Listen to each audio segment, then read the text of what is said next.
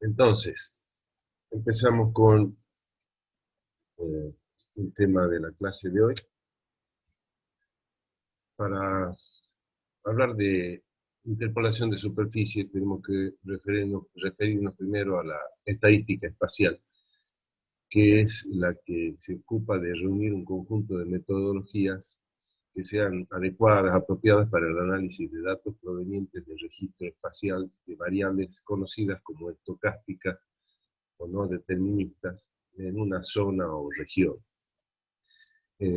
Entiéndase que estos factores o variables justamente adoptan valores en función de la localización y del paso del tiempo. Es decir, que eh, tal cual su nombre lo indica, son variables. Entonces, eh, justamente el, el valor que adopta el registro depende tanto de su ubicación como del correr del tiempo. Entonces, de manera formal, se puede decir que la estadística espacial se refiere al análisis de la ocurrencia de un proceso estocástico, esa variable z, que depende, como les decía, de la ubicación en el espacio euclidiano, recordarán que es el espacio en el plano, y que tiene una dimensión, esta es valor d, que significa la distancia, o sea, la relación entre la ubicación relativa de cada una de esas registros de la variable estocástica. Y esta variable z depende de una serie de índices que refieren justamente la relación espacial entre la localización donde se registró el valor de la variable, valga la redundancia. En los sistemas de información geográfica, toda capa, o layer, recuerden que es la palabra en inglés, tanto vectorial como raster, que describa justamente la distribución espacial de una variable en el área de estudio, se considera una superficie. Entonces se puede decir que una superficie corresponde a un fenómeno geográfico representado por un grupo de datos continuos distribuidos espacialmente. Continuo se refiere a que justamente a diferencia de la capa vectorial, como vamos a ver que estaría representada de manera discreta, la superficie lo que hace es extender justamente el valor de la variable en todo el espacio en el análisis. Eh, Esto hay que tomarlo con cierta precaución porque cuando uno se refiere a una distribución continua, está haciendo mención también a la resolución. Quiere decir que esa continuidad es relativa y está vinculada también con la resolución. Vamos a ver enseguida con más detalle. El caso típico de las superficies son los modelos digitales de elevación o los modelos digitales de terreno. Valga hacer la aclaración que los modelos digitales de elevación son un tipo de modelo digital de terreno. Contrario, por ejemplo, un modelo digital de terreno sería también la distribución de una variable que no sea la elevación, como en el caso de los modelos digitales de elevación. Vamos a ver a continuación a qué me refiero cuando hablo de los modelos digitales de terreno. Si se refiere de terreno, quiere decir que están relacionados con el terreno, o sea, con la superficie del suelo. Pero por eso decía que el caso de los modelos digitales de elevación hace referencia a la variable elevación específicamente. Por el contrario, por ejemplo, los mapas de uso y cobertura del suelo no representan una superficie, son un mapa temático. Si bien está representada una variable que podría ser el uso y la cobertura del suelo, estrictamente no son un modelo digital de terreno específico. Ahí tenemos un ejemplo de modelo digital de terreno a la izquierda, si bien tiene otros elementos de la cartografía, que puede ser la cartografía básica y algún tema en particular, por ejemplo, diferentes parcelas de explotación agrícola, pero la temática principal ahí es la elevación, para que podamos conocer cómo fluctúa el relieve, digamos, representado mediante las elevaciones.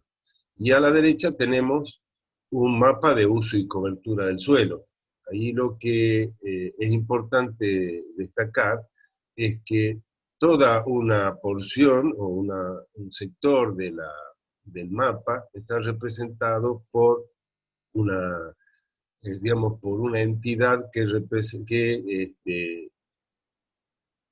está relacionada con el uso o la cobertura, por ejemplo, en este caso, el uso del suelo, a qué, digamos, qué actividad desarrolla el ser humano en cada una de esas zonas. Entonces podemos ver que en el mapa de la derecha, el de usos del suelo, grandes extensiones corresponden a un mismo uso, o sea que se repite el mismo valor. A menudo se dispone de datos puntuales, esto es, posiciones en el espacio, para una variable cuantitativa continua.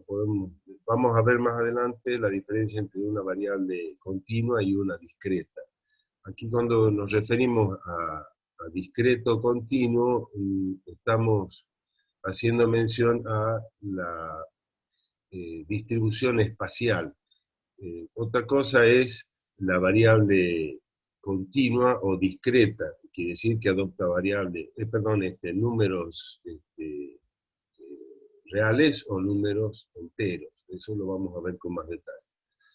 Bien, esa posición que ocupa cada uno de los registros, o sea, cada uno de los puntos donde se midió la variable, donde se registró la variable, no nos permite realizar operaciones con otra variable, o sea, otro mapa que tenga los datos de una variable, de otra variable cuya distribución no coincide exactamente con las ubicaciones de la primera, ¿no? O sea, si yo tengo dos mapas, uno con, por ejemplo, la precipitación media anual registrada en estaciones meteorológicas y tengo otro mapa con la ubicación de las calicatas de las unidades de suelo, por ejemplo, y yo quisiera vincular la precipitación con alguna variable del suelo, no podría hacerlo porque seguramente las posiciones de las estaciones meteorológicas y de las calicatas de suelo no van a coincidir. O si llegaran a coincidir, no podemos conocer el valor que adopta cada una de esas variables en el resto del espacio geográfico analizado. Hay una serie de técnicas para generar esas superficies. Esto es expandir el valor, sí, valga la redundancia, el valor de la variable en todo el espacio. Y esas técnicas se llaman justamente de interpolación. Y depende del tipo de modelo de superficie que uno quiera generar y de los datos que se disponen, o sea, de la distribución de los datos y de la cantidad de datos o de puntos en el espacio con el valor o con el registro de la variable. En general, la primera división que se hace de las técnicas de interpolación es la de globales o locales. Para el caso de las técnicas globales, estos métodos o técnicas derivan el modelo de superficie considerando todos los puntos con datos de una sola vez. O sea, lo toma en consideración para el cálculo el valor de todos los puntos llamados puntos muestra o puntos con datos. La superficie que va a producirse, o la resultante, va a brindar el mejor ajuste al conjunto de datos muestras, a el conjunto de datos muestras, pero va a proveer un ajuste muy pobre en ciertas ubicaciones. Vamos a ver que justamente la ventaja de estos métodos globales es que el ajuste en general es bueno, pero en algunas localizaciones obviamente va a haber discrepancias que habrá que analizar.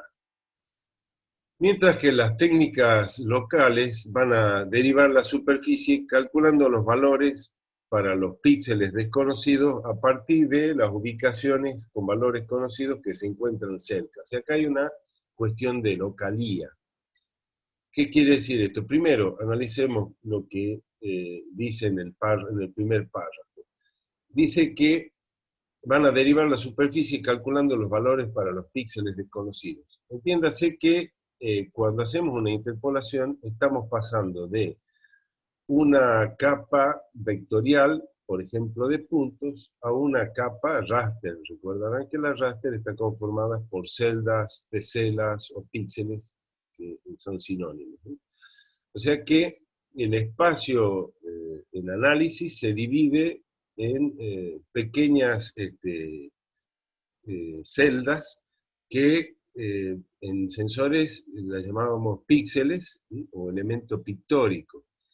Esa división regular del espacio eh, va a estar directamente vinculada con la resolución que les mencionaba al principio. Quiere decir, en la medida que ese píxel en la superficie tenga un lado más chico, la resolución va a ser mayor. Por ejemplo, si tengo una resolución de 30 metros, va a ser mucho mayor la resolución que la de un píxel de 100 metros, por ejemplo, de 90 o de 100 metros.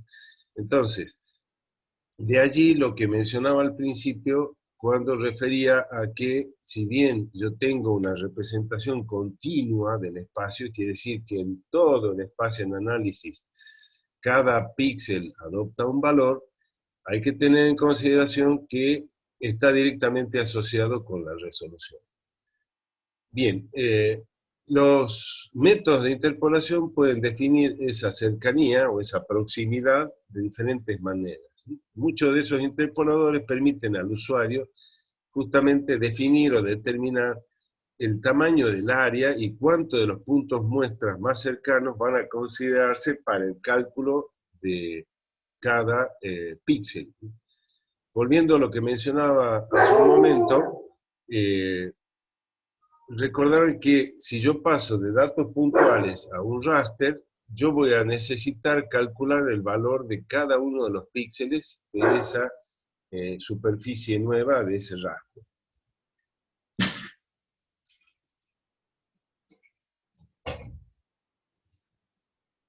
Bien, perdón la interrupción.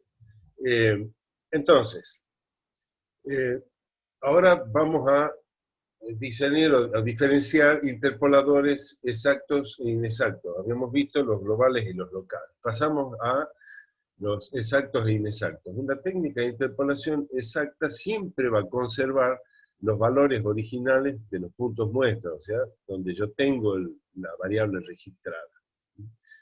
Entonces, cada punto muestra se va a convertir en un píxel de la superficie a generar. Pero ese píxel va a adoptar exactamente el mismo valor del dato puntual que coincide con la localización. Mientras que un interpolador inexacto puede asignar a las mismas posiciones valores distintos a los registrados. Entonces esa es la diferencia entre exacto e inexacto. Pasamos a la interpolación de datos puntuales, que es la que estábamos haciendo mención, y una de las técnicas es la que se llama superficies tendenciales, ¿sí? Y son usualmente empleadas para conocer cuál es la tendencia espacial de un grupo de datos y no para crear esos modelos de superficie que puedan ser usados en otros análisis. O sea, lo que normalmente uno hace es generar este tipo de superficies para entender cuál es la distribución espacial de una variable que estamos analizando. Son usadas para representar y describir amplias tendencias de los grupos de datos con el fin de entender mejor justamente la influencia de algunos aspectos locales sobre la distribución espacial de esos datos. Además, ajusta una superficie a los puntos de muestra cuando aquellas varía gradualmente de un sector a otro y sobre el área de interés. Por ejemplo, el caso típico de la contaminación sobre un área industrial. Debido a que esa superficie generada es un modelo matemático ideal, es muy suave. Recordar lo que mencionaba al principio de las técnicas llamadas globales, ya que se ajusta mejor a los datos de todos los registros, pero carece de detalles locales. Quiere decir que va a ser una técnica inexacta. Este modelo llamado trend, que es tendencia en inglés, eh, es del software Idrisi, pero en general, si uno tiene disponible otro programa de aplicación de los sistemas de información, por ejemplo el QGIS que estamos usando en la práctica, en general adoptan el mismo nombre, los módulos me refiero, para aplicar esta técnica. Entonces, se emplea para producir, ahí dice una imagen de superficie. Recordad que si hablo de imagen es algo similar a esa representación en píxeles. Eh, Normalmente cuando uno habla de imagen, se está refiriendo a que la porción que uno está viendo, ya sea el terreno u otra porción, por ejemplo, una fotografía, está conformada por píxeles. Entonces, tengamos en cuenta que hay una diferencia entre vector y raster, como dije al principio. Este módulo es un interpolador global, ya que calcula justamente la superficie y ofrece el mejor ajuste principalmente para todo el grupo digamos, con puntos donde se registró la variable. Y también, de hecho, lo que ya mencioné es inexacto porque se van a alterar los valores en las posiciones donde se registró la variable. Entonces, la intención de estas técnicas de tendencia es el ajuste a todo el conjunto de localizaciones con datos, pero en función de obtener un mejor ajuste global, pierde la localía, o sea, el ajuste local, y por lo tanto es inexacto.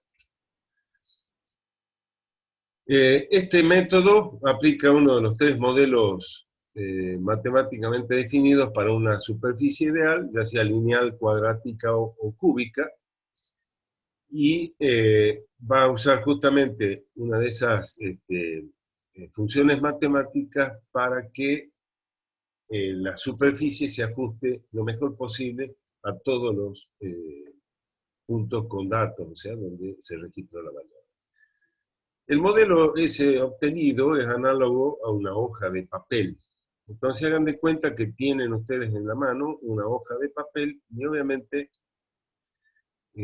esa hoja la tengo en el espacio y la puedo inclinar o inclusive doblar ligeramente en diferentes direcciones.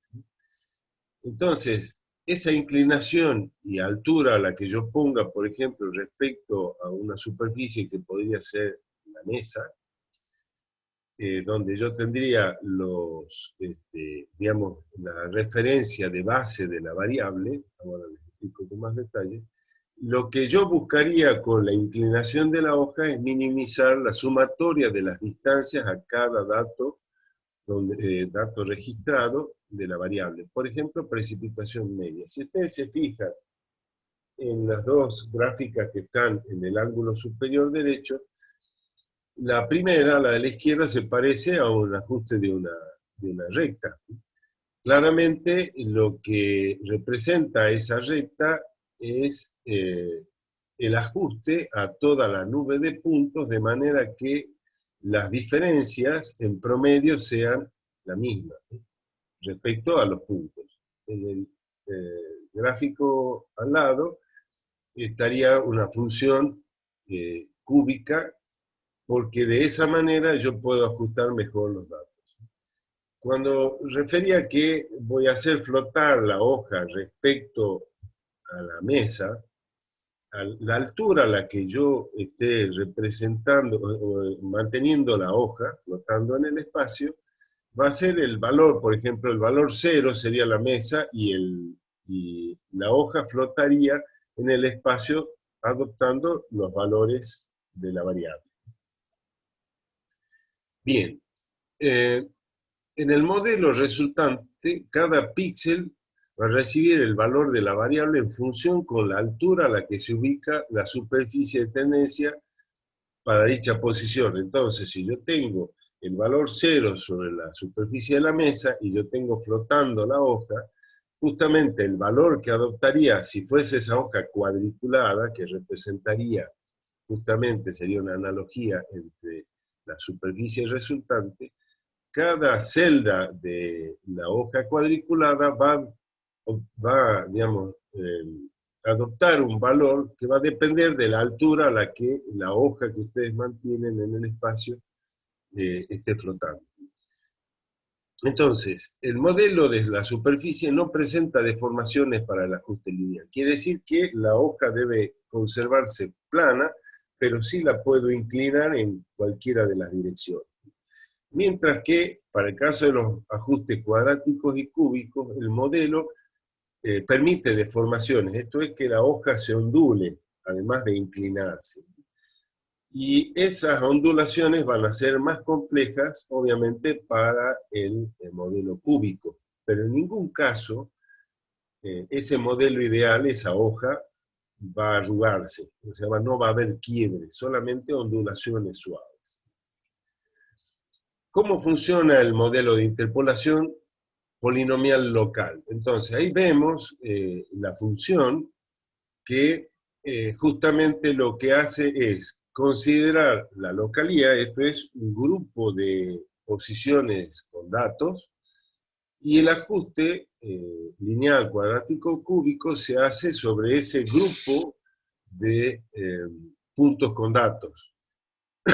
Entonces, en ese caso, ya no es un modelo que considera todos los datos de una vez, o sea, el conjunto global, sino que se trabaja con porciones o grupos de puntos que están próximos en el espacio. De esa manera, lo que se logra es un mejor ajuste local, pero de todas maneras, el valor del píxel resultante en la posición donde tengo datos no va a ser el mismo.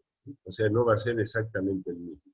Se ajusta localmente, pero sigue siendo una tendencia.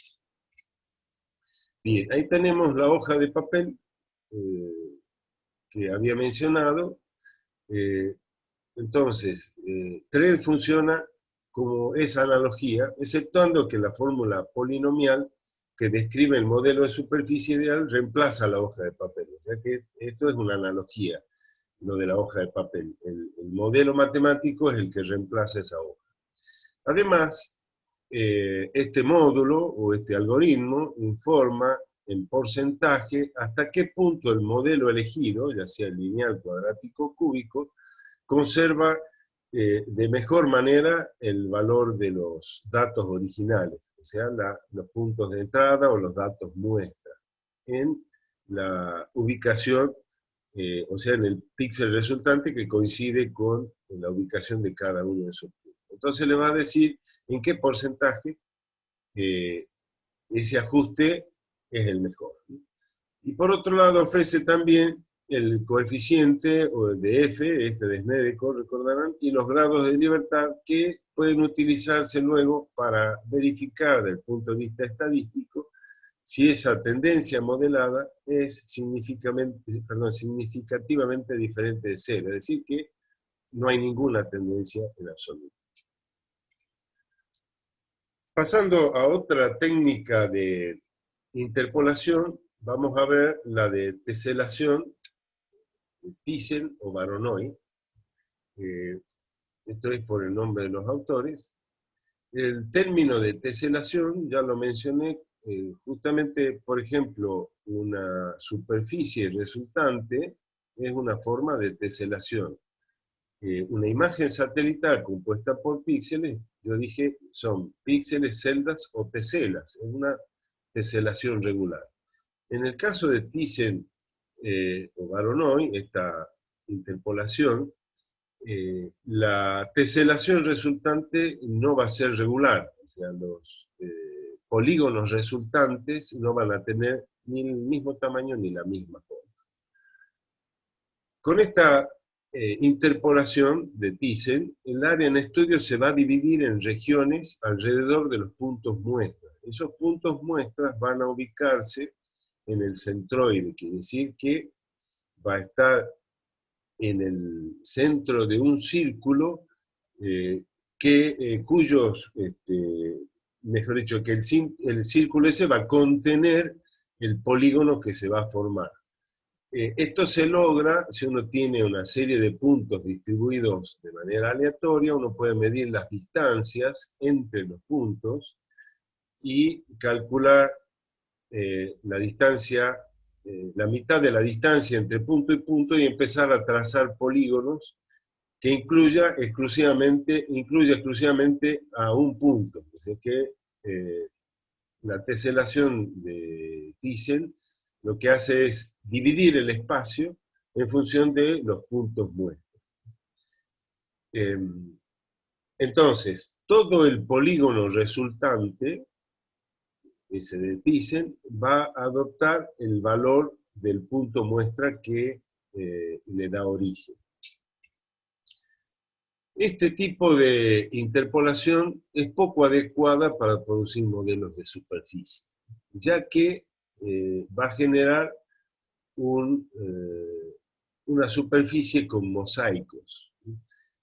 Si recordarán, hay técnicas que se usan en el arte, se llaman mosaiquillo, que es hacer una representación a partir de mosaicos cortados, ¿no?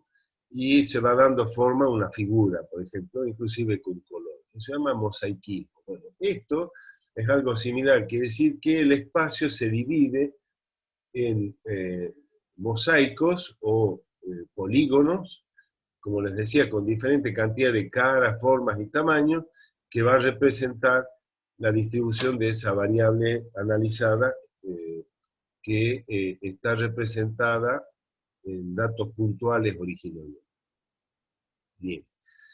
El problema de esta técnica es que, como ya decía, todo el polígono resultante, o sea, cada polígono resultante adopta el valor del punto donde se registró la variable. Por eso dice ahí que comúnmente se usa para identificar zonas de influencia para un grupo de puntos con datos. No es adecuada, por ejemplo, para generar un modelo de la distribución espacial de, por ejemplo, la precipitación media. ¿Por qué? Porque una gran área, dependiendo de la separación entre puntos con datos, va a adoptar un mismo valor. Vamos a presuponer que en un área de no sé cuántos kilómetros cuadrados llueve exactamente lo mismo, cuando sabemos que en la realidad eso no es correcto.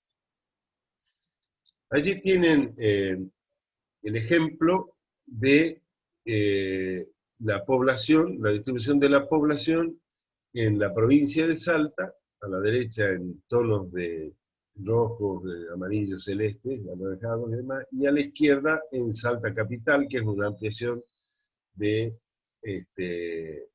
la capital salteña. Bien. Entonces, como podrán ver, cada uno de esos polígonos adoptaría exactamente el mismo valor del punto con datos.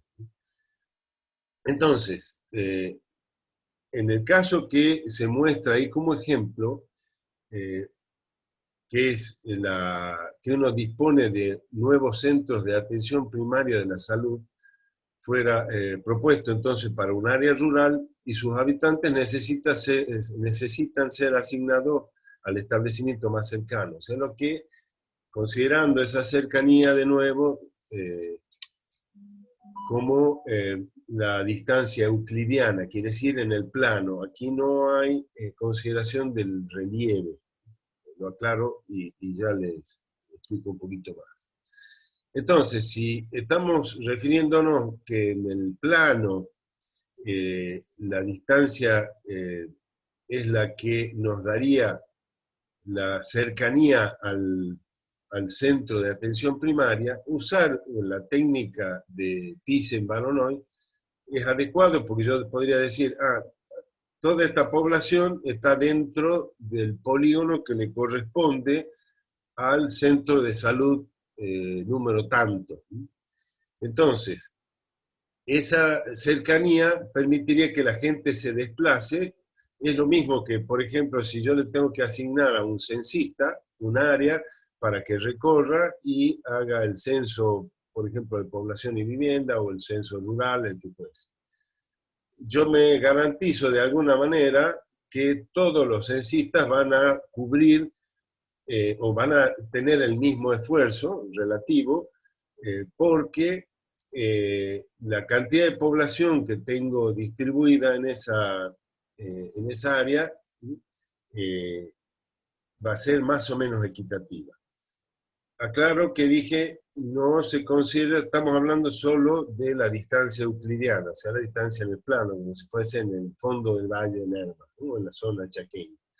Pero si es en la zona montañosa, ya la cosa cambia. Habría que combinar con otra variable, por ejemplo, la de la pendiente, porque el esfuerzo para una persona que tiene que hacer la visita a diferentes hogares, por ejemplo, va a cambiar porque si tiene una zona, alguno tiene una zona montañosa y otro tiene una zona llana, no es lo mismo. Entonces habría que compensar la, la pendiente, por ejemplo, la zona quebrada respecto a la zona llana. Quiere decir que asignarle una área mayor al que está en la zona llana que al que está en la zona montañosa. Pero eso es un análisis que vamos a ver más adelante.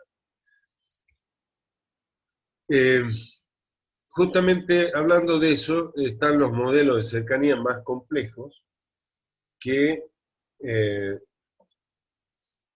tienen que, digamos, considerar no solo la distancia euclidiana que yo mencionaba, sino también el esfuerzo, que es justamente el ejemplo que estaba dando hace un momento. Esos módulos, aquí nos estamos refiriendo también a dos módulos que tiene Idrisi, el software Idrisi, son los de costo y asignación, en inglés cost y allocate, que son dos módulos que se usan en forma secuencial. El de costo lo que hace es incrementar el valor a medida que me desplazo, quiere decir que si yo paso, si yo tengo dos puntos, tengo un punto origen y un punto destino, cualquiera sea el análisis que quiera hacer. Entonces yo parto del punto origen, por supuesto, y quiero desplazarme hasta el de destino. Entonces, si yo me muevo en el plano euclidiano, a medida que me vaya desplazando en dirección al punto de destino, obviamente se va a ir incrementando el valor de la distancia.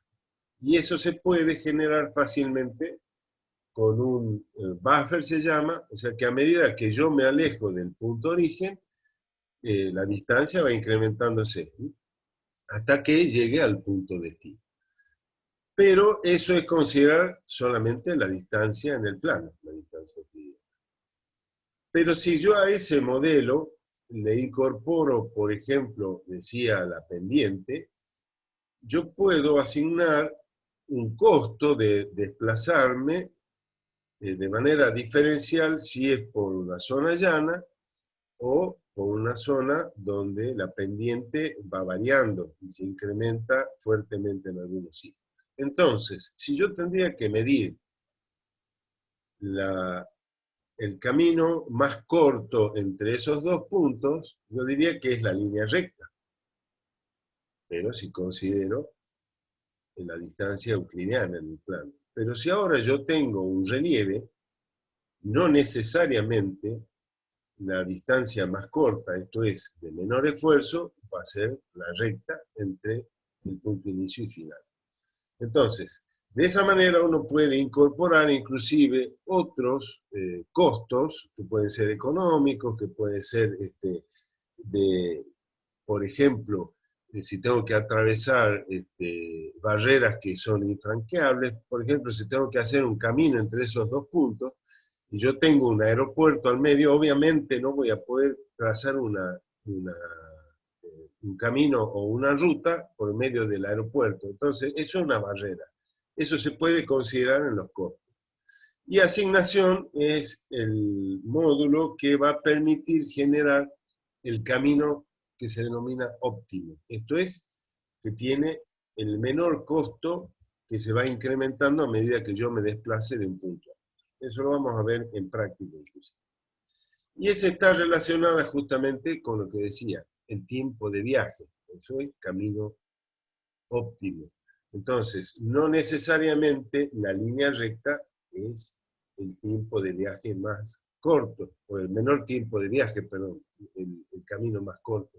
Y lo ejemplifiqué con el tema de la pendiente. Entonces yo les digo a ustedes, dos de ustedes, salgan de este punto y vayan al otro punto que sería el destino. Y uno va por la parte baja, digamos, metiéndose por las abras, y otro decide subir la montaña y descender después. Ahí tendríamos que comparar, a ver, siempre que los dos tengan la misma capacidad física, digamos, obviamente, el mismo estado físico, la misma preparación para enfrentar esa situación. Entonces, habría que ver si ir por la zona de menor pendiente es un camino muy largo y el camino más corto sea cruzar por la montaña, pero el esfuerzo de trepar y luego descender es mucho mayor. Así que eso se puede analizar con estos módulos que son herramientas de los sistemas de información geográfica. Pasemos a promedio ponderado por la distancia. Es otro método de interpolación que en IDRISI, el módulo se llama Interpol. Este método de interpolación preserva los valores de los datos muestra, o sea, los datos, mejor dicho, las localizaciones donde se registraron los datos. Y el valor de datos se preserva, de manera que es una técnica exacta. Ahora bien, este mismo módulo o este mismo algoritmo se puede usar como interpolador global o local, pero obviamente cuanto lo use de manera global y si la variable cambia mucho espacialmente, voy a tener un modelo ajustado globalmente, pero con diferencias locales, dado que el valor se va a preservar. Ya lo vemos con más detalle.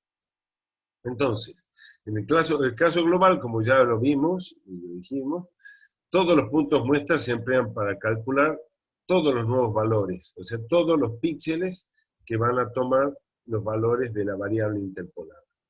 En el caso local, solo se usan entre 4 a 8 puntos, ¿sí? Muestras que se encuentran más cerca del píxel que va a ser interpolado. La opción local obviamente es la más recomendada, a menos que los puntos con datos tengan una distribución uniforme y el usuario quiera un resultado más suave. De todos modos, una cosa es la distribución uniforme y otra cosa es la variación de los registros, valga la redundancia, de la variable. Es decir, que si yo tengo un registro de una variable que cambia mucho en el espacio y pues ese resultado no va a ser tan suave. La opción local, para eso se determina un círculo promedio, digamos, que define un radio de búsqueda con el que el algoritmo va a empezar a, digamos, identificar los puntos que se encuentran más cerca de un píxel. Hagan de nuevo, háganse la idea de que yo tengo la hoja de papel que tomamos como ejemplo hace un rato, que esa hoja es cuadriculada. Y yo tengo en esa hoja cuadriculada una serie de puntos distribuidos de forma aleatoria. Y ahora, con los datos de los puntos, yo debo llenar esa matriz de datos, o sea, cada cuadrito de la hoja de papel cuadriculado. O sea que yo le tengo que poner un valor a cada una de esas celdas en función de los datos de los puntos que están distribuidos de manera aleatoria. Aleatoria porque podría ser, no ser aleatoriamente, ¿no? Pero normalmente, para el caso que nuestro, de los recursos naturales, los registros de las variables no son, no están distribuidos de manera homogénea. Puede ocurrir, pero en general no es así. Entonces, yo lo primero que debo hacer es calcular un radio promedio para definir la cercanía, o sea, buscar los puntos que se encuentren más cerca de un píxel que quiero calcular el valor. Una cuadrícula, un cuadrito del papel cuadriculado. Entonces, tomo las distancias entre todos los puntos y calculo un valor promedio que sería el radio promedio de búsqueda. Entonces, se calcula ese radio de manera que por lo menos se incluyan en promedio 6 puntos con datos dentro del círculo, o sea, 6 puntos que estén próximos. De esa manera se divide el área en estudio por el número total de puntos con datos para determinar justamente ese radio de búsqueda que mencionaba hace un ratito. En principio se asume una distribución homogénea, pero obviamente debo tener en cuenta la otra opción y un poco de flexibilidad al momento de calcular ese radio de búsqueda. Entonces, si se encuentran al menos 4 puntos de control en el área de búsqueda calculada, el radio se expande hasta que se encuentren, perdón, si no encuentro 4 puntos, se expande hasta que encuentre 4. Y si encuentro más de 8 de ese radio de búsqueda prefijado, el radio se reduce hasta que queden no más de 8. O sea, tengo un intervalo de 4 a 8 puntos. En general el promedio obviamente es 6. La función empleada para calcular el valor de cada una de las celditas, que se mencionado hace un rato, es el cuadrado de la inversa de la distancia. Entonces, con la implementación tanto local como global, el usuario puede definir cómo varía esa influencia según la distancia. Obviamente se usa entonces la distancia como función. Y en este caso, el módulo o el algoritmo considera en principio la distancia elevada al cuadrado. Ahí tenemos la ecuación que usa el algoritmo. P es el valor del píxel, o sea, el valor que va a adoptar cada una de las celdas. A es el atributo del punto muestra, o sea, el valor que tiene la variable en cada una de las posiciones donde se registró el dato. Y, por supuesto, ahí tenemos en el numerador, sería la sumatoria de la distancia, la inversa de la distancia al cuadrado de los puntos seleccionados como cercanos por el valor de cada uno de los datos. O sea, lo que estoy haciendo es ponderar el valor que tiene cada punto muestra por la inversa de la distancia. O sea, si ese punto está más cerca del píxel, va a tener una mayor influencia, porque está considerando la inversa de la distancia al cuadrado. Esa sumatoria es dividida por la sumatoria de las distancias, las inversas de las distancias al cuadrado de todos los puntos considerados. Entonces, ahí es donde se obtiene un valor interpolado basado en la inversa de la distancia al cuadrado. Bien, influencia del exponente. Si el usuario puede definir un exponente distinto de 2. Usar un exponente mayor que 2 hace que la influencia de los puntos muestra más cercanos tenga relativamente más peso para derivar el nuevo atributo. Quiere decir que le estoy dando más importancia a la cercanía. Si por el contrario yo uso un exponente de 1, ahí el resultado va a ser más suavizado. Eso lo podemos ver en esta gráfica y en la tabla que tienen allí. Fíjense en la tabla, la primera columna es la potencia, 1 cuadrado, cubo, cuarta, quinta, sexta. En la segunda y tercera columna está primero la distancia, 2 y 5, y luego la distancia, digamos, el valor obtenido de aplicar la potencia a cada una de esas distancias. Entonces, en la segunda columna tengo primero el valor 2, que es la distancia, un valor relativo, y luego, aplicado el exponente, tendré 2, 4, 8, 16, 32, 64, y en el caso de 5, que es otra distancia, 5, 25, 125, 625. En las dos columnas que siguen, se aplicó la inversa de la distancia con el exponente que está en la primera columna. Entonces, allí tienen los valores de la inversa de la distancia considerando el exponente. Y en la última columna está la relación de lejos-cerca. Entonces, ahí está la división, digamos, o la razón entre la distancia, la lejanía y la cercanía. Ahí podemos ver que si yo uso un exponente de 1, la relación lejos-cerca es mayor. Se confirma lo que estábamos mencionando hace un momento. Y ahí hay un ajuste, obviamente, de la curva de 1, porque es una exponencial que usa el logaritmo, digamos, la base del logaritmo neperiano natural, el número n. Bien, ventajas y requerimientos del promedio ponderado por la distancia. Este produce una superficie suave en la que los valores mínimos y máximos ocurren en los puntos muestra. Recordarán que yo les dije que si se usaba una técnica local o global, de todas maneras es una técnica exacta, porque donde hay registro, el valor del píxel sigue manteniendo el valor de la variable original.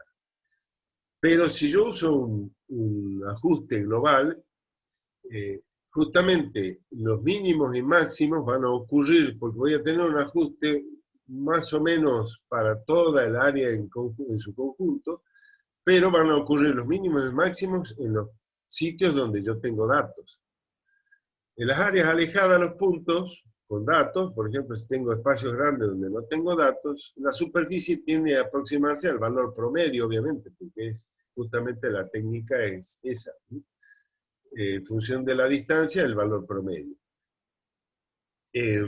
La distribución de los puntos con datos conocidos, influye en gran medida sobre la utilidad de la técnica de interpolación. Esa función va a mejorar cuando, obviamente, los puntos muestra sean muchos y estén uniformemente distribuidos. Entonces, esta técnica va a obtener un resultado mucho más adecuado. Y hay otro, digamos, un algoritmo similar, basado en el mismo principio, que se llama modelo potencial. Y es un interpolador inexacto. O sea, está basado en parte del algoritmo anterior. O sea que, si ustedes se fijan, la ecuación del promedio ponderado por la distancia tenía la sumatoria de los puntos muestra cercanos al píxel a ser interpolado, del valor de la variable por la inversa de la distancia, dividido la sumatoria de las inversas de la distancia de todos los puntos. En el caso del modelo potencial, el denominador no existe. Quiere decir que ese modelo potencial lo que va a hacer es que va a tener mucha influencia el punto muestra.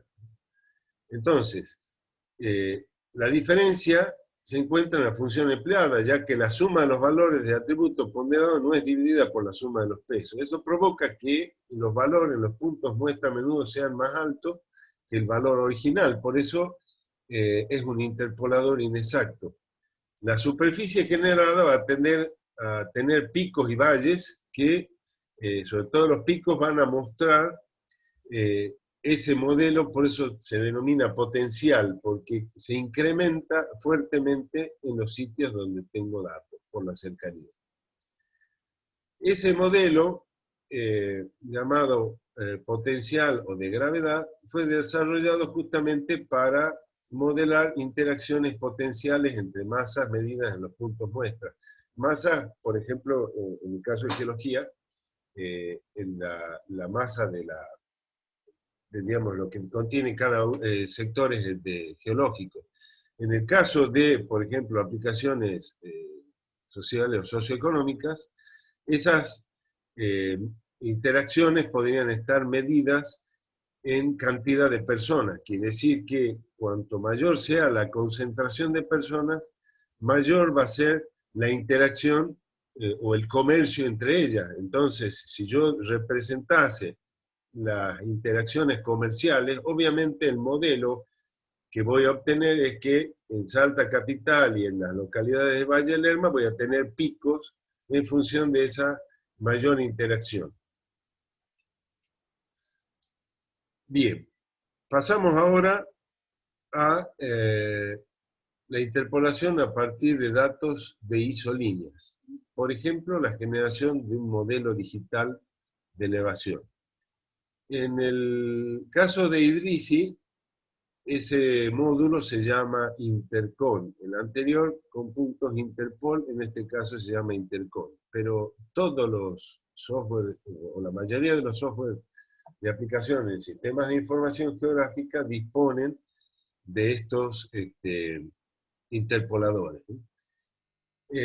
Intercon, en este caso la interpolación a partir de isolíneas, es un interpolador exacto, ya que los píxeles por donde pasa una isolínea, por ejemplo, una curva de nivel, va a adoptar el valor correspondiente. Esto es para preservar justamente el valor del relieve, ¿no? De la variable en este caso. Podría ser, yo dije curvas de nivel, pero puede ser isoietas o cualquier otra isolínea, ¿no? Batimétricas, lo que sea. Pero lo importante es que el píxel que es atravesado por una línea, por una isolínea, va a adoptar el valor de esta. En caso de Idrisi, esas isolíneas primero deben ser rasterizadas, o sea, yo paso del modelo vectorial al modelo raster, pero donde yo tenga, dijimos, una línea, el píxel va a adoptar el valor. Donde no haya líneas, no va a haber valor, o sea, el valor va a ser 0. Aquí es muy importante considerar dos aspectos. Primero, a veces en la cartografía que tiene curvas de nivel, no se representan todos los, digamos, no están representadas mediante isolíneas o curvas de nivel en este caso, por ejemplo, todos los sectores, por ejemplo, las zonas altas, las elevaciones máximas, los picos, no tienen una curva de nivel que, digamos, haga el cierre del pico, o un punto, un valor tope, ¿no? O la parte más elevada. O si tiene el valor, no está representado por una curva de nivel. Entonces, es conveniente agregar esos valores para que el modelo se complete correctamente. Si yo no agrego un valor, es probable que en la interpolación eso quede como una meseta. Lo mismo en las zonas bajas, donde, por ejemplo, tengo los cursos de agua y las curvas de nivel no copian exactamente, eh, digamos, por la equidistancia entre curvas de nivel, no tengo perfectamente definida la zona del escurrimiento. Entonces, normalmente conviene agregar esos datos para que el modelo represente de manera fiel o lo más fiel posible la realidad. Y por otro lado, es importante considerar la resolución. ¿Por qué? Porque en la cartografía tradicional las equidistancias es única, es decir, yo tengo 100 metros de equidistancia. Recordarán que eso es el desnivel. Entonces, en la zona más quebrada, las curvas se juntan mucho, se apiñan, mientras que en la zona de valle, las curvas se separan muchísimo. Entonces, en la zona montañosa, donde las curvas se juntan, se acercan mucho, hay que tener en cuenta que la resolución de la superficie que yo voy a generar no sea mayor que la menor distancia entre curvas, porque si la resolución es mayor, un píxel va a tener más de una curva de nivel en la zona donde las curvas están muy próximas. Eso es una cuestión a tener en cuenta, porque va a adoptar el valor de una de las curvas y la otra no va a ser considerada. Si yo calculo después pendiente a partir de ese modelo, obviamente voy a tener mayores errores. ¿Cómo funciona el método de interpolación? Lo que tienen ahí representado en el gráfico arriba a la derecha es un píxel a ser interpolado. Entonces la técnica lo que hace es generar esos radios, que son 4, pero en ambas direcciones, de manera que busca el algoritmo la isolínea más próxima en todas las direcciones. Y calcula la pendiente. De la misma forma que probablemente lo hayan hecho ustedes, si yo quiero interpolar un valor entre dos curvas de nivel, lo que hago es medir perpendicularmente la distancia entre las dos curvas. Yo quiero obtener un valor en alguna parte, en alguna porción del espacio entre esas dos curvas. Mido la distancia al punto donde yo quiero conocer el valor de la elevación, por ejemplo, en este caso, y calculo la pendiente, ¿sí? Entonces, yo tengo la pendiente entre las dos curvas y tengo la distancia de una de las curvas al punto en cuestión. Aplico la función, obviamente, de la pendiente y yo puedo obtener el valor de la elevación en ese punto donde no tenía datos.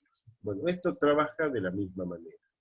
Nada más que la interpolación considera las 4 direcciones, o esos 4 vectores en ambas direcciones. Se calcula las pendientes entre la intersección de esos vectores y las curvas.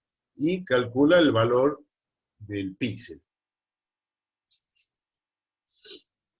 Esto es lo que mencionaba de la elección de la resolución, porque obviamente si considero una resolución grosera y voy a tener una interpolación pobre, pero lo más grave luego, además de que ya el modelo no representa la realidad, mejor dicho, la calidad del modelo que estaba representado por las curvas de nivel, si yo calculo pendiente, voy a tener un problema adicional también. Entonces, eso es lo que dice ahí, se recomienda establecer una resolución inicial que sea igual o menor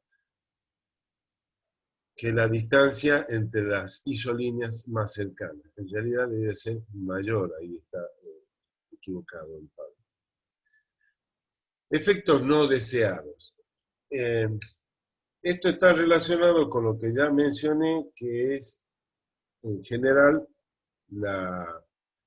una única equidistancia. Entonces, dijimos que en las zonas quebradas, las curvas se acercan, o sea, yo tengo muchos datos, mucha información, o sea, tengo muchas curvas de nivel y está muy bien representado el relieve. Mientras que con la misma equidistancia en la zona de valle, las curvas están muy separadas. En esos sectores donde las curvas están muy separadas, y como vimos que el método de interpolación busca en esas 4 direcciones o 4 vectores en ambas direcciones, o sea, el mismo vector busca datos en ambas direcciones, van a ocurrir, si yo tengo las curvas muy separadas, van a ocurrir una serie de artefactos, se denominan así porque aparecen unos radios raros en la interpolación, o sea, en el producto resultante, mejor dicho, en la superficie resultante, como la separación entre curvas y sobre todo en las diagonales, hay diferencias importantes en distancia, van a aparecer estos artefactos, o sea, valores que no representan correctamente el relieve. Hay formas de mejorar de alguna manera usando otras herramientas que se llaman filtros. Hay de varios tipos, ya vamos a ver más adelante, pero por ejemplo, filtro pasa bajo, de media, de moda, pasa alto, y otros tantos laplacianos, muchos filtros que lo que pretenden es suavizar o mejorar, por ejemplo, el de media, los errores provocados por estas interpolaciones donde la cantidad de datos es pobre. En muchos casos lo que se recomienda es aumentar la cantidad de datos, esto es más curva de nivel, pero si no las tengo que interpolar manualmente y bueno, al final de cuentas es conveniente aplicar varios métodos de interpolación, ya vamos a ver. Bien, ahí tenemos el ejemplo de artefactos que mencionaba. Fíjense que aparecen una serie de facetas. Esto es un producto de modelo digital de elevaciones de LIDAR. Fíjense un detalle, ahí dice modelo digital de terreno. ¿Por qué? Porque el LIDAR en ese caso está registrando además la cobertura vegetal, mejor dicho, las elevaciones de la vegetación. Entonces, estrictamente no es un modelo digital de elevaciones porque está afectado por la vegetación. Ustedes ven la textura que tiene esa imagen, porque las copas de los árboles han sido registradas como elevación. Bueno, hagamos una diferencia entre modelo digital de terreno y modelo digital de elevación. Más allá de eso, esto es LIDAR, recuerden que es un sensor que trabaja también con luz, con láser, y donde en sitios donde no puedo registrar buena cantidad de puntos por alguna razón, probablemente del mismo relieve, la falta de datos provoca esos artefactos. Bien, pasemos a las redes irregulares trianguladas, las famosas TIN. Este es el acrónimo en inglés de Red Irregular de Triángulos, Triangular Irregular Network, que sería la red irregular de triángulos. Esta técnica lo que busca es generar un modelo, pero ahora, en vez de los puntos estar dentro de esas facetas o polígonos, como el caso de Thyssen, recordad en Thyssen el punto muestra o el punto con datos se ubica en el centroide del polígono, mientras que en este caso el punto muestra va a ser vértice de los triángulos. En el otro caso eran polígonos, en este caso los polígonos son triángulos, estrictamente triángulos, o sea, facetas triangulares. Bien, entonces, primero se genera la red irregular de triángulos y después, a partir de esa red irregular de triángulos, se genera la superficie raster, ¿no? Esto es el mismo método que yo comentaba hace un rato cuando, supongamos, para elevaciones, si yo tengo puntos con datos de elevación y yo quiero conocer cuánto vale esa variable, o sea, la elevación, en un sitio donde no tengo puntos. Entonces trazo una línea entre dos puntos y calculo la pendiente y demás, como lo expliqué hace un rato. Bueno, esto es lo mismo, nada más que se parte de la red irregular triangulada y luego se obtienen los valores. Pero en este caso, en vez de ser, porque ustedes dirán, si el punto no está sobre la línea entre dos puntos con datos, bueno, en ese caso tengo la faceta, tengo el triángulo que tiene la pendiente.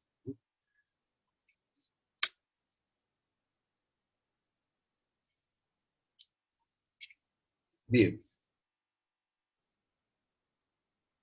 Eh, Estos módulos o métodos de triangulación por red irregular de triángulos permite además la entrada de datos con isolíneas, o sea, yo puedo usar puntos o curvas isolíneas en general.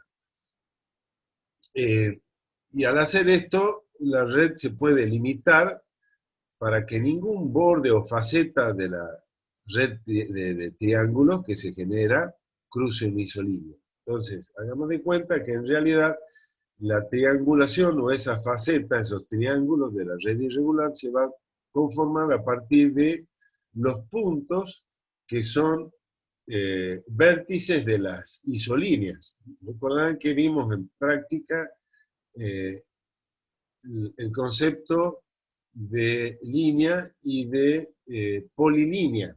Entonces, una isolínea en realidad sería un tipo de polilínea que, pues si yo hablo de una línea, normalmente me refiero a la línea recta, dos puntos. Pero si yo tengo una polilínea, quiere decir que la dirección de las líneas puede ir cambiando y yo puedo representar una curva, en el caso de la curva de nivel. Bien, donde cambia la dirección de la línea, hay un vértice. Esos vértices serían los que se usan para generar la red irregular de triángulos.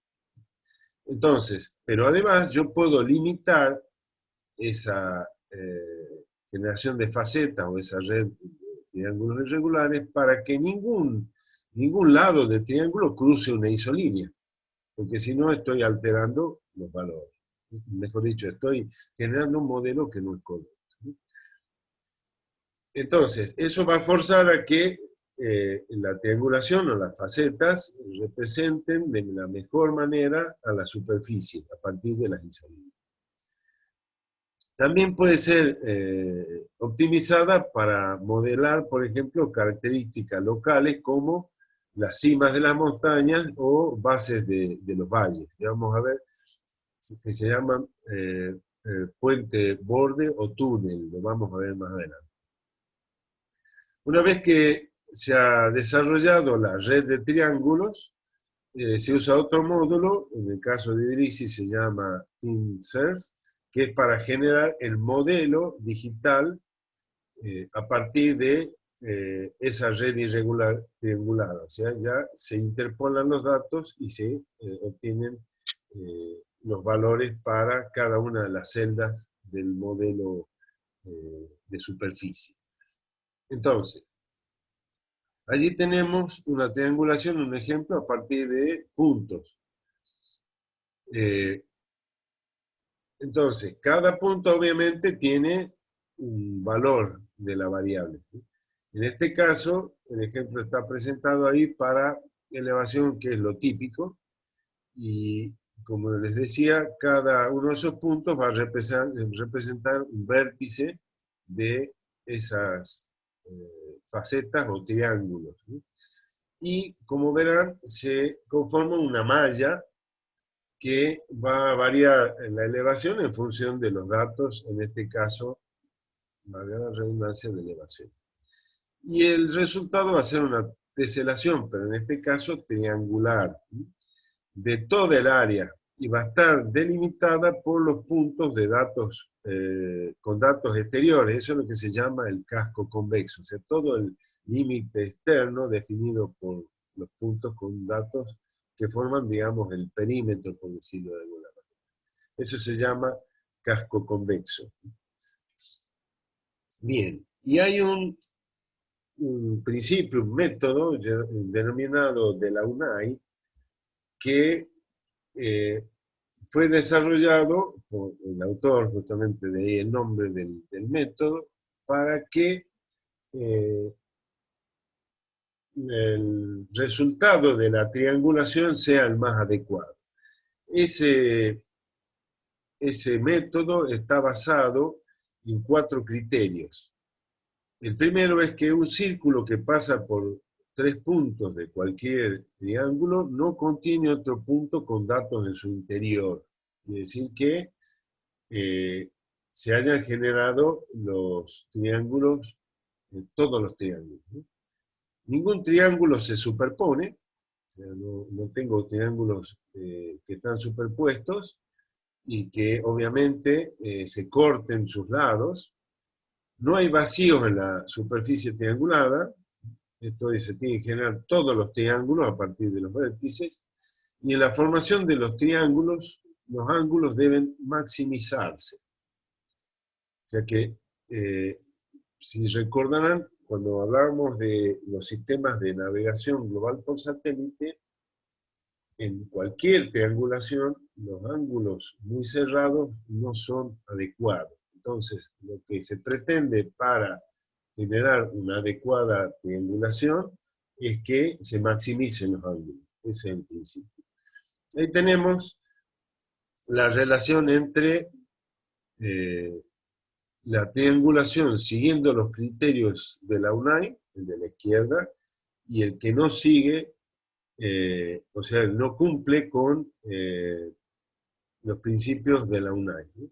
Ahí pueden ver que los ángulos no han sido maximizados y, por lo tanto, esos triángulos formados allí tienen,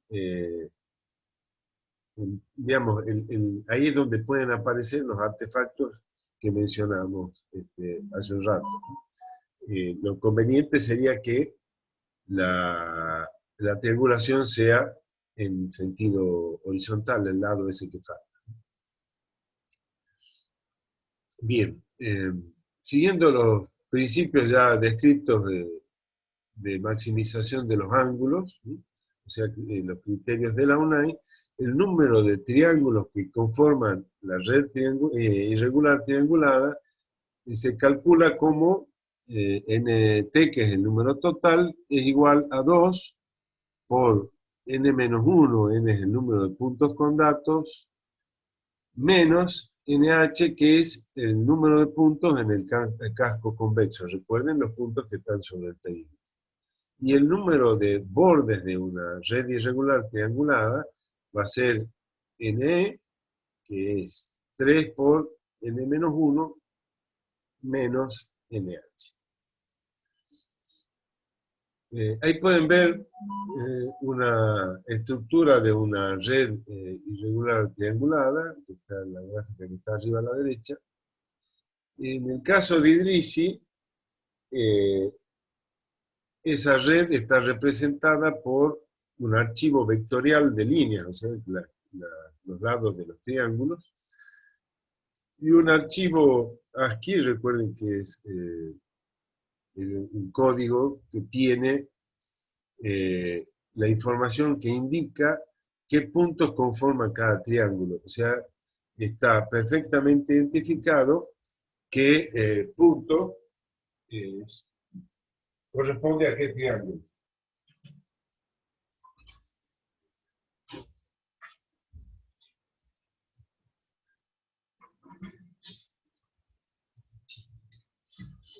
Y ahí tenemos justamente lo que se denomina la topología de esa red irregular triangulada.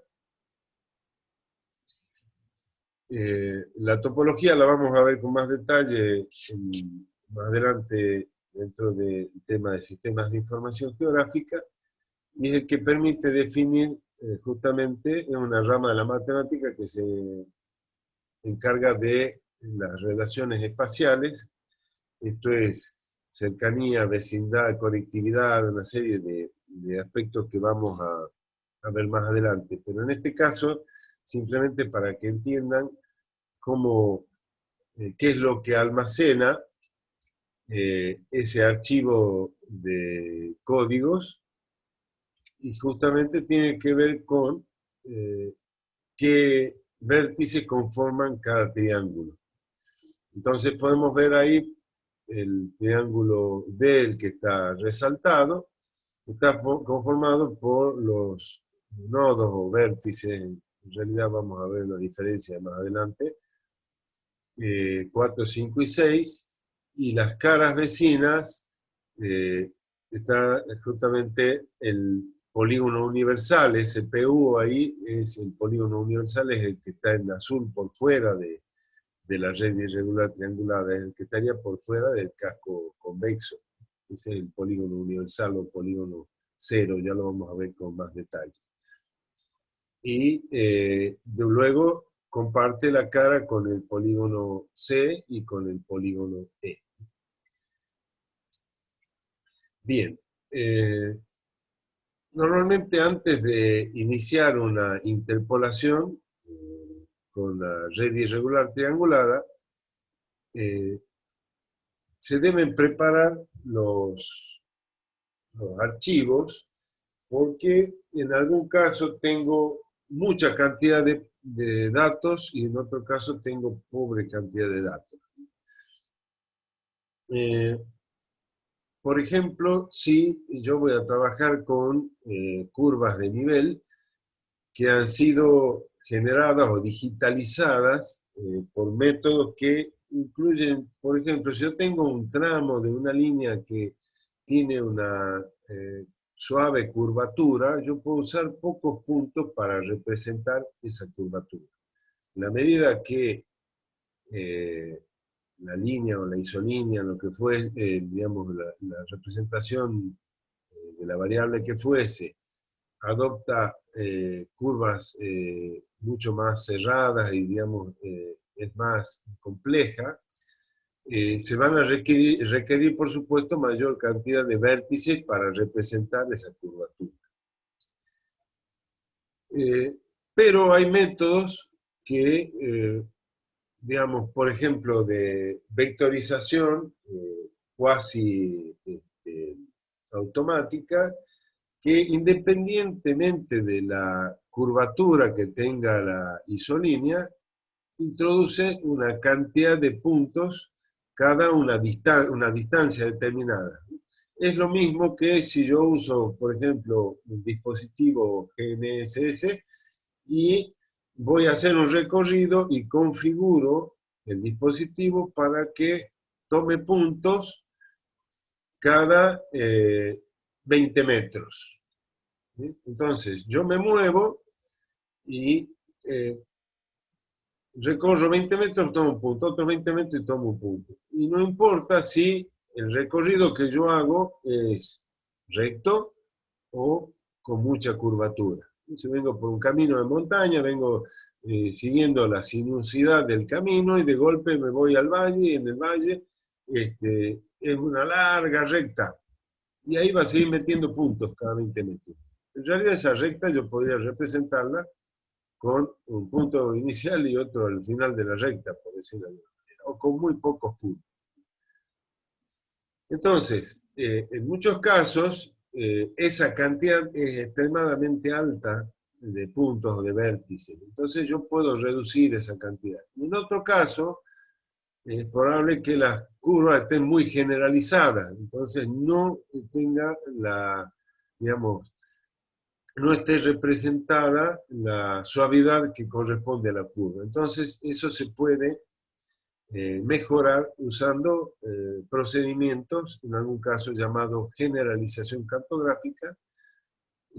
Si yo tengo demasiada cantidad de datos y voy a generar un modelo de menor resolución y, por ejemplo, podría sacar curvas de nivel porque la equidistancia es muy elevada, o sea, tengo una equidistancia de un valor muy alto. Por ejemplo, si yo quiero trabajar con un mapa a escala 100.000 y tengo un mapa a escala unos 10.000 con curva de nivel y tengo muchísimas curvas de nivel. O sea, tengo una equidistancia de 10 metros y yo quiero una equidistancia de 100 metros nada más, bueno, puedo sacar curvas de nivel. Bueno, eso es el principio que se está mencionando en este caso.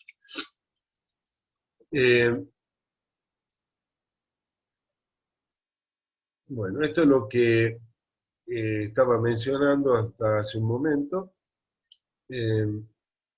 También puede ser necesario, como decía, incrementar la cantidad de puntos. Hace un rato mencionaba que si tengo curva de nivel y, por ejemplo, perdón, en los picos, no tengo datos porque no tengo, de acuerdo a la equidistancia, no tengo una curva que cierre al final. Pero entonces yo puedo ingresar ahí datos para que el modelo se genere como corresponde. Hay un módulo que en Idrisi se llama TeamPrepare, que es la adición o reducción de puntos en línea, en isolíneas, o el módulo generalización, justamente para mejorar ya sea la curvatura de las líneas, o sea, incrementar la cantidad de puntos para que no haya esos picos raros, o sea, quiebres raros, perdón, en la representación de la isolínea, o en el caso que tenga demasiados puntos, se puede reducir. Vamos a ver ahora la comparación entre las redes irregulares limitadas y las no limitadas. Eso se hace en etapas. Primero, el grupo de entrada, o sea, de puntos con datos, ya sea de los vértices de la isolínea o puntos con datos, o sea, ya sea isolíneas o puntos individuales. Estos son divididos en secciones, algo parecido a lo que veíamos de los radios de búsqueda. Luego, cada una de esas secciones es triangulada, o sea, se hace una primera triangulación general, luego dentro de de esos triángulos se generan las que se denomina mini-teams, que son combinadas para generar una red correcta, digamos, local y luego para toda el área completa. Siempre considerando que se aplica el procedimiento de optimización local, recordarán los principios de la UNAI, esto es maximización de los ángulos de los triángulos. Y en el caso de la triangulación limitada, se usa, recordarán que lo mencionamos al principio, del tema este de la triangulación irregular, se usan las isolíneas como ruptura. Esto es, recuerden que la triangulación, o sea, los triángulos se conforman a partir de los vértices que representan a cada isolínea. Y recordarán también que en el caso de la limitada, lo que se pretende es que ninguna faceta o lado del triángulo cruce la isolínea. Entonces, eso es para que se preserve justamente el modelo de la realidad, ¿no? O sea, la realidad a partir de ese modelo. Entonces, este proceso asegura que los bordes de los triángulos nunca vayan a cruzar esas líneas, las isolíneas, perdón, y el modelo de triangulación resultante sea consistente, obviamente, con el modelo original, porque en realidad las curvas de nivel son también un modelo en este caso, del relieve.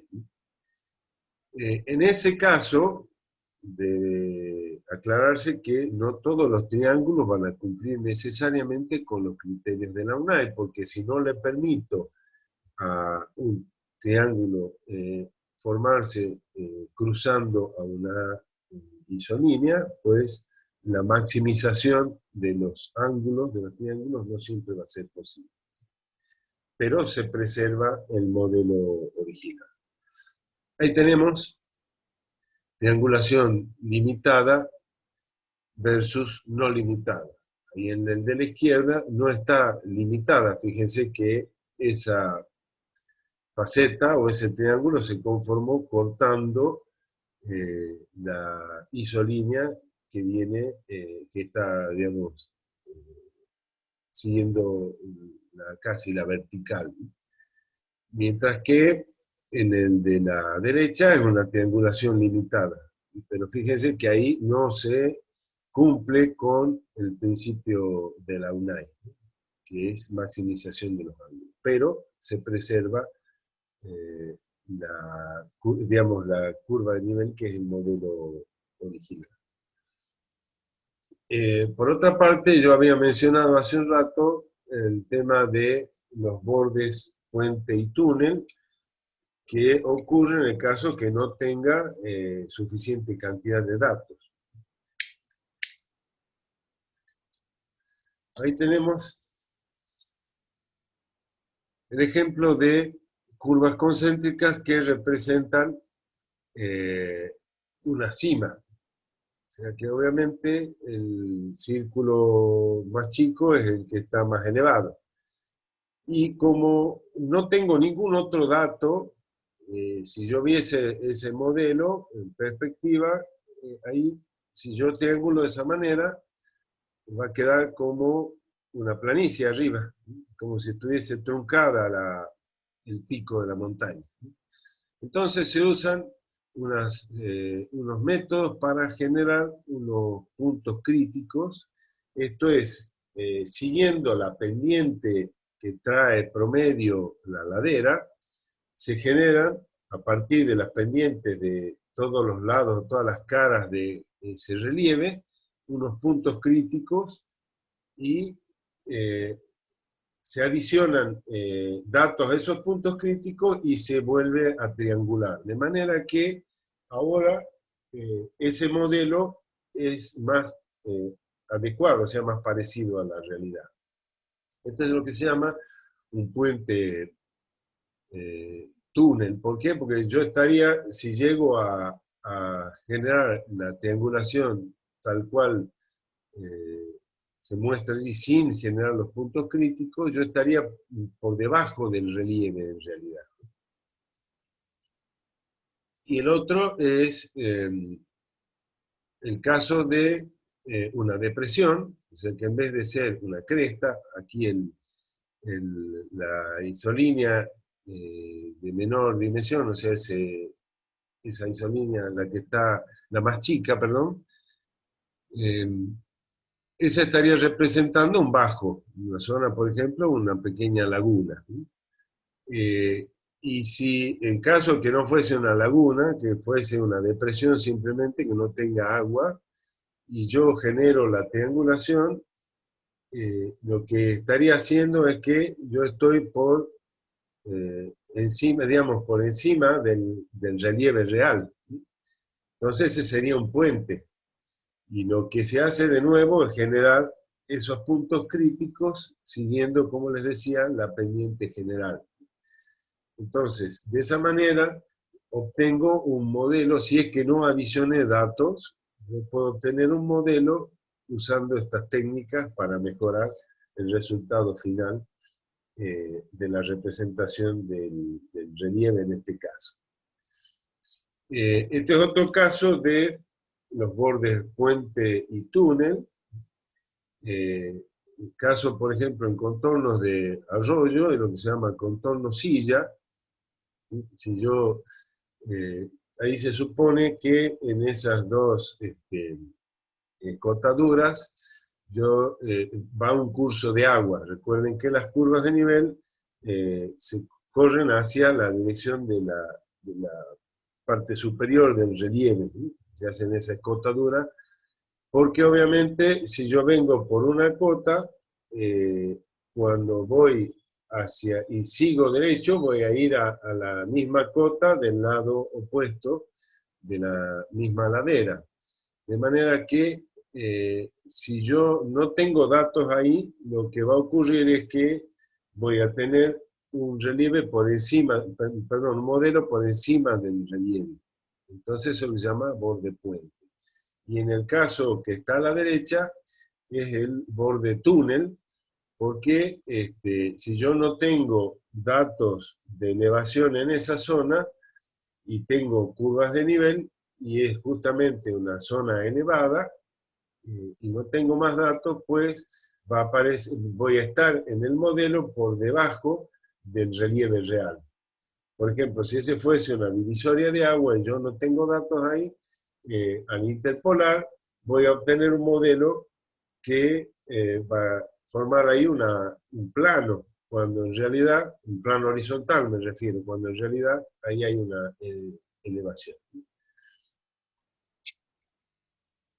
Bueno, eligiendo el mejor modelo de superficie, en realidad siempre es importante considerar que no hay un método más adecuado o el mejor método.